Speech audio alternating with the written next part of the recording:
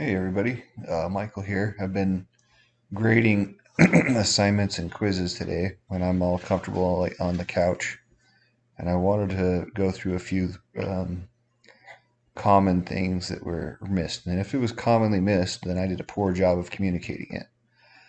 So let's go through that. First one I want to talk about is the airflow on this drawing real quick. Let's do that.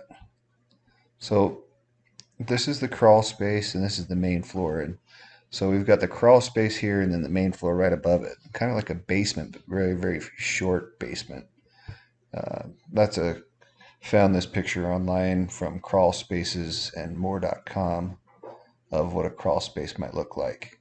So maybe 4 or 5 feet tall, something like that. Sometimes this is just gravel. Sometimes it's concrete, but so some folks didn't realize when it said this is the ductwork, and so in general, I go through this in more detail in the next lecture. So we've got the return line here, and air's going that way, air's coming this way, air's going down that branch, right? And it's going this way, and it's going this way. I'll draw arrows on it in another lecture. But I had folks in drawing arrows here, like that. But the ductwork is in the crawl space, but this ductwork and this furnace is not conditioning the air for the crawl space. It's conditioning the air for the main floor. So this is actually describes it. This is a 12 by 4 inch duct, and it's going up. So the duct is completely sealed, and the only time it opens up is in this floor over here. In this supply register, this grill. This grill is lined up right over the top of this. And so when it says the ductwork's going up right here, it doesn't mean the air is going vertically right now up. In fact, the air is coming through this grill, going down and that way, but there is a duct going up connecting to this grill right here. So the arrows, if they were placed in this spot, that was incorrect. The arrows that are like going like that would be over here.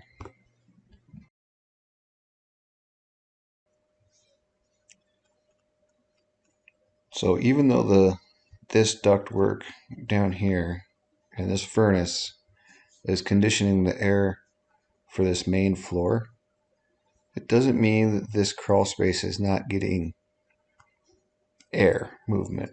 And it is getting air movement, and I think this is one of the things that was confusing people. See this right here? This is outside air intake, and this one's an exhaust fan. So this crawl space is getting ventilated. It's removing air and pushing it this way, and it's bringing air in this way through this outside air intake crawl space ventilation with a bird screen, right? It has a motorized damper, and it's interlocked, and I'll go through that in more detail in another lecture. But the green ducting, this outside air and this ductwork here, it is ventilating and then supplying air back. Well, it is supplying air outside, fresh air, and it's exhausting that air out here. So this whole crawl space isn't getting, like, there's no heater in it. There's no this furnace is not supplying any air for this crawl space, but the crawl space is getting ventilated. And one point of confusion, I think, is thinking that this outside air is now connected to this duct, which we showed in another situation. I'll open that up in just a second, but it's not. This furnace, one, there's no restroom, there's no exhaust fans in this upstairs space, but it does need to have some fresh air. And the idea is that the doors open, the windows leak, something like that that would give you the air exchanges needed in order to keep the air fresh. Um, but this outside air, as it's designed right now, is not going into this furnace to provide for like a makeup air based off of some sort of exhaust situation. This exhaust is exhausting the crawl space. The exhaust is not exhausting anything up here in this room. The exhaust is down in the crawl space. The outside air is down in the crawl space. There's no outside air coming in here from this duct. And this exhaust has nothing to do with this upper floor. And I think that was a little confusing, and I apologize for making it have it be confusing. But hopefully that explained it a little bit. Let's go look at what outside air looks like when it is being used in conjunction with a furnace. So in a previous lecture, well, actually this last lecture, I talked about this multifamily apartment complex, and we zoomed in on this unit here, and we went through. Here's the furnace, the magic pack, right? And we kind of talked about how this was this furnace here had a supply air coming to this um, register, and we talked about that, right? And this room has an exhaust fan here, an exhaust fan here, and an exhaust fan right here.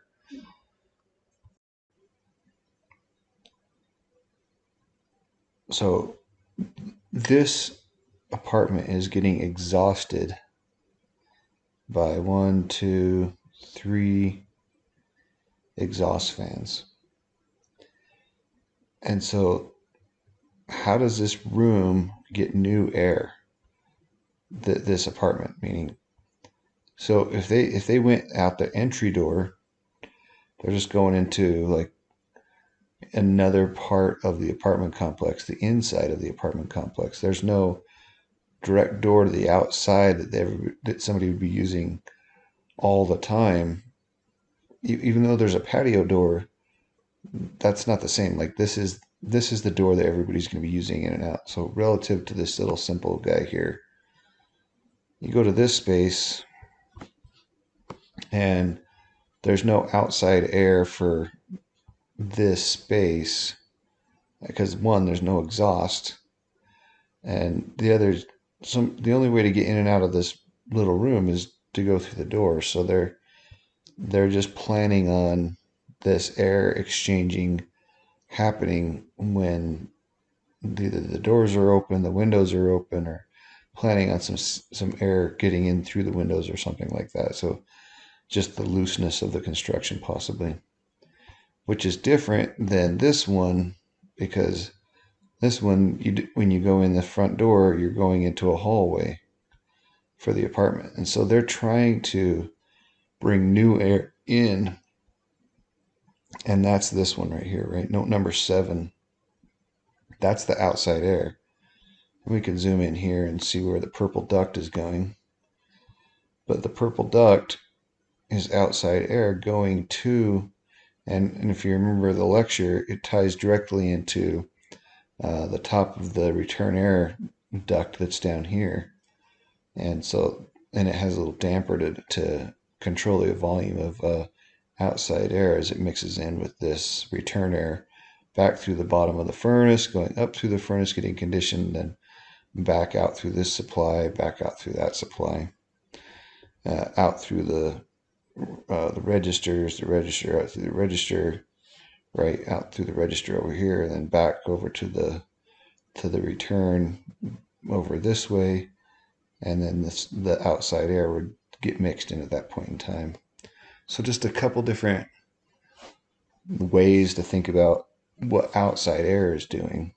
In this space, the outside air is only just exchanging air for the crawl space to keep the humidity low. And this one, the outside air is doing the air exchanges needed because the room is getting exhausted by 3 different exhaust fans. I shouldn't say the room, the apartment has 3 different exhaust fans and no direct outside door that's being opened up all the time to the outside.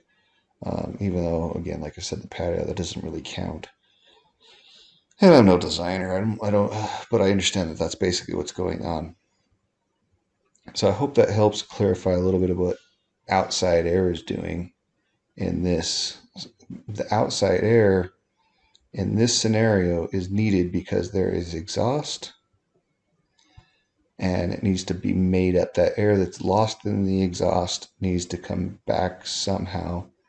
And in this situation, best case is to get this little duct over here, this outside air ducted over here. In this example, the one space that's getting exhausted is the crawl space, which is below the joists, the floor joists, and it does need an outside air to be able to then make that air up. Do you see how the exhaust and outside air are tied together here? Meaning this exhaust is on, it needs air to come back in and replace that air that got removed. Here, the exhausts are on, and depending on what part of the day, it doesn't really matter. And then this outside air and this purple duct right here is there to make that up. All right, hopefully that was made more sense than previous lectures I've done, and I apologize for me not communicating well enough. So I just watched my recording back, and I'm thinking I need to over communicate on exhaust for a second. So I think in the lecture I was talking about what this is exhausting. But this is the fan above the range, and it is pulling air out from above the range and putting it into this. Well, this is more of a schematic where this ductwork right here is drawn really accurately and from a plan view. This ductwork here connected to these exhaust fans, I think that's more of a schematic in nature. I really doubt that the ductwork is coming across like this.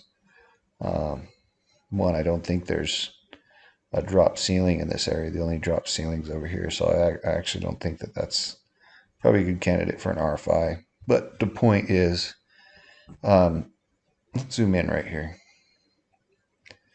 The air for this bathroom area here is coming into the exhaust fan, getting pushed. Let's just say this purple line, which is it's just supposed to reflect the ductwork for this exhaust.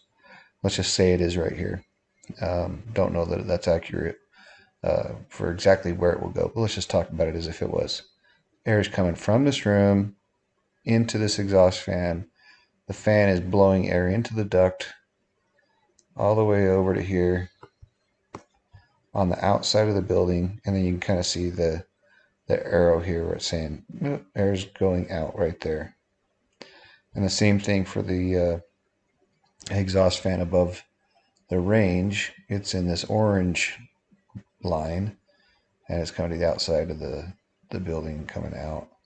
So the exhaust fan is definitely pushing air from inside the apartment to outside the apartment, and I said that right. The exhaust fan is moving air from inside the apartment to the outside of the apartment, and they're using the outside air to bring new air back in from the outside and bring it back in, so that they have like an air exchange. Most of the time, this apartment is getting just the air inside is getting recycled by its normal cycle, like right, the air coming out, going back into the bottom of this is coming out of the ceiling. That's mixing in this room. It's getting sucked back in through the return, and then back through the furnace again, out one of these ducts, and then the negative pressure from that return line is going to pull air back where my mouse was just traveling, right out here. Net pressure is going to pull that air through here and then right through that. Hopefully that makes more sense. And I missed one of the ducts as well. It might not be a big deal, but right there is the dryer vent, and it's pulling air out of the apartment as well. So that's the outside air. Look how the distance between here and these ones. That's why they're talking about. If you remember the lecture, Note 7, we looked at Note 7, and it gave a physical distance that it needed to be away from any vent. And so there's the dryer vent, there's the exhaust fan for that bathroom up there, and here's the exhaust fan for that bathroom over here. Excuse me, exhaust vent, and here's an exhaust vent um, for the range. Anyways, again, hopefully you guys don't mind me sitting here on my couch responding in a comfortable hoodie. Have a good night.